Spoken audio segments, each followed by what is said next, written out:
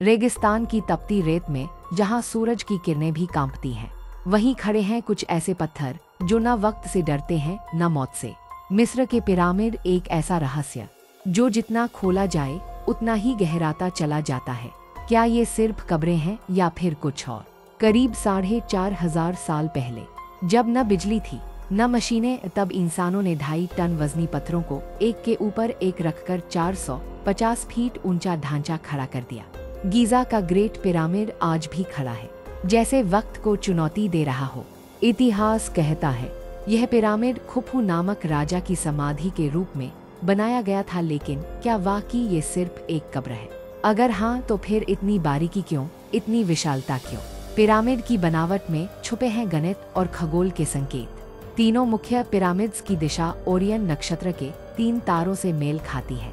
क्या ये सिर्फ इत्तेफाक है या फिर प्राचीन मिस्री खगोल शास्त्र में हमसे कहीं आगे थे?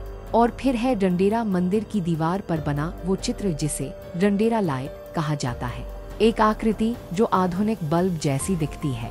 क्या प्राचीन मिस्री बिजली की तकनीक जानते थे? ग्रेट पिरामिड की बनावट इतनी सटीक है कि आज की आधुनिक तकनीक भी उसे हूबहू नहीं दोहरा सकती।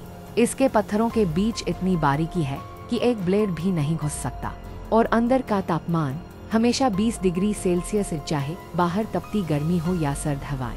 कुछ वैज्ञानिक कहते हैं यह एक विशाल कैलेंडर है, कुछ कहते हैं यह धरती की ऊर्जा को नियंत्रित करने वाला एक यंत्र है, और कुछ एलियंस की थ्योरी पर यकीन करते हैं। तसव्वुर कीजिए, अगर इन पत्थरों को 30 सेंटीमीटर मोटे टुकड़ों में काटा जाए तो इनसे फ्रांस के चारों ओर 1 मीटर ऊंची दीवार बनाई जा सकती है। इतिहासकारों का अंदाजा है इस पिरामिड को बनाने में 23 साल लगे। हर दिन, हर घंटे, हर मिनट एक पत्थर को सही जगह पर रखना पड़ा होगा। क्या यह मुमकिन था या फिर कोई और ताकत इसमें शामिल थी? कुछ राज आज भी अनसुलझे हैं। पिरामिड के अंदर कोई ममी नहीं मिली, कोई शिलालेख नहीं, कोई चित्र नहीं, सिर्फ पत्थर और रहस्य। क्या ये एक ऊर्जा केंद्र था?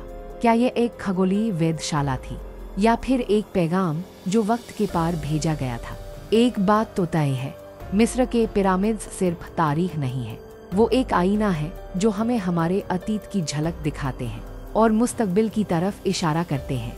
और जब अगली बार आप गीजा की रेत में खड़े हो तो जरा ठहरिएगा, क्योंकि हो सकता है वो पत्थर आपसे कुछ कहना चाह रहे हो।